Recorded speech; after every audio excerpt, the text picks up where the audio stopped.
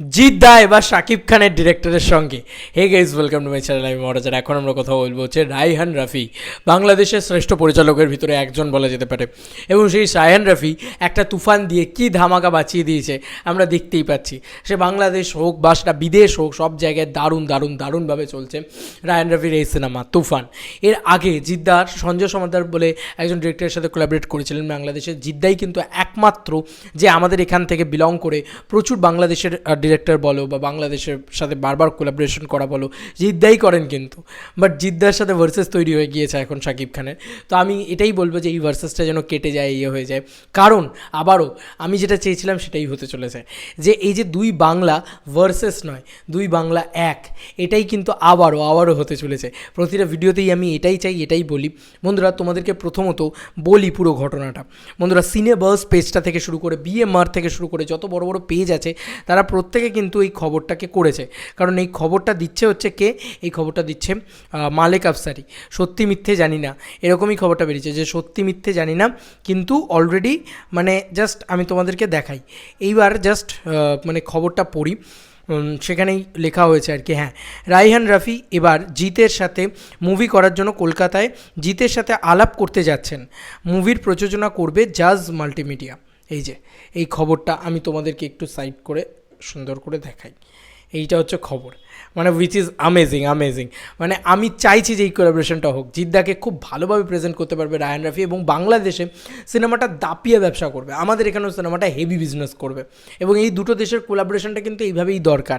জিদ্দা বারবারই বলেছে যে আমি বাইরের প্রযোজনা সংস্থাতেও কাজ করতে চাই, এমন কোনো বিষয় নেই। তো বন্ধুরা, প্রথমত বলার যে এবার কি লেখা হয়েছে, সোর্স মালেক আফসারি। এবার একটু ভিন্ন আলোচনায় আসি। প্রথম, মালেক আফসারির কথার গ্রহণযোগ্যতা নাই, তারপর একটা রিউমার্সও আজ পর্যন্ত সত্য হয় নাই। এই রে, সর্বনাশ করেছে, এমনটা আমি জানি না। দ্বিতীয়, রায়হান রাফির হাতে এখন তুফান 2 আছে এবং নিশোর সাথে একটি মুভি করার কথা। এই দুটো করতে মিনিমাম আরও 1-2 বছর টাইম লেগে যাবে। সেগুলো রেখে জিতের সাথে মুভি করবে কি না আদৌ সন্দিহান।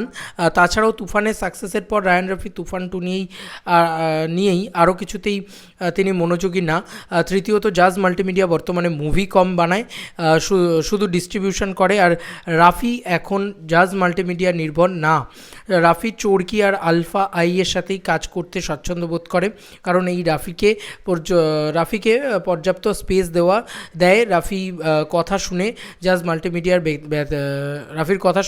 জাজ মাল্টিমিডিয়া এর ব্যতিক্রম। তাই আদৌ হবে কি না জানি না, তবে এই মুভিটা হলে ভালো হয়। কেননা এতে করে জিতের কেরিয়ারে কিছু বড় হিটের মাত্রা যোগ হতে পারে।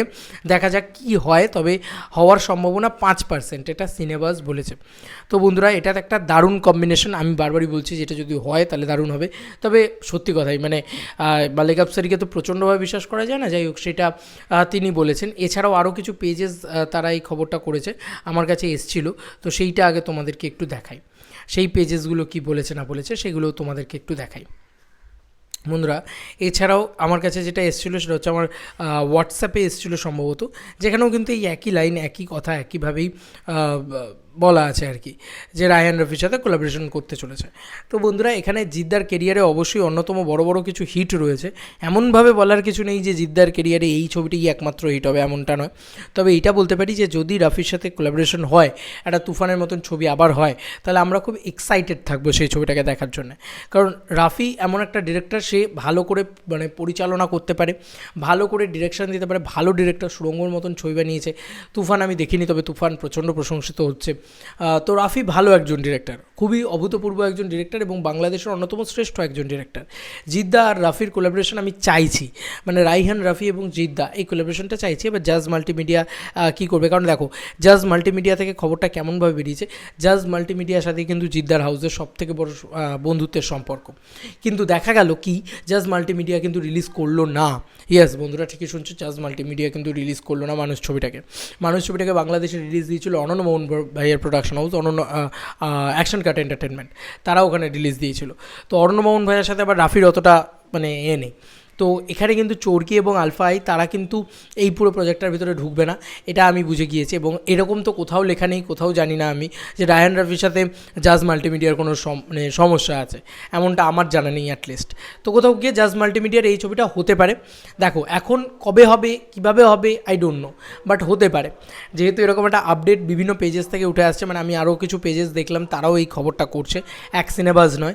আমার কাছে আপাতত মানে খুঁজে পাচ্ছি না, অন ভিডিও ক্যামেরা তো আর এখন খুঁজতে বসবো না তোমাদের সামনে, খুঁজে পেলে আমি তোমাদেরকে বলতাম।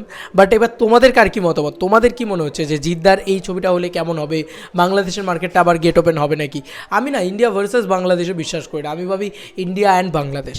এই যদি হয় জিদ্দাও বাংলাদেশে গিয়ে হিউজ সাকসেস নিয়ে আসুক, শাকিব খানও আমাদের পশ্চিমবাংলায় এসে হিউজ সাকসেস নিয়ে আসুক, আলটিমেটলি কী হবে তাতে আমার বাংলা ইন্ডাস্ট্রিটা বড় হবে, বাংলা ভাষাটা বড় হবে, বাংলা ভাষার সিনেমাটা বড় হবে। এখানে ঢালিউড ভার্সেস টলিউড নয়, আমার এটাই মনে হয়। এটা আমার ধারণা, তোমাদের কার কি মতামত এন্টায়ার ভিডিওটাকে নিয়ে জানিও কমেন্ট সেকশনে। চলো বন্ধুরা, নতুন কোনো ভিডিওতে দেখা হবে, বাই।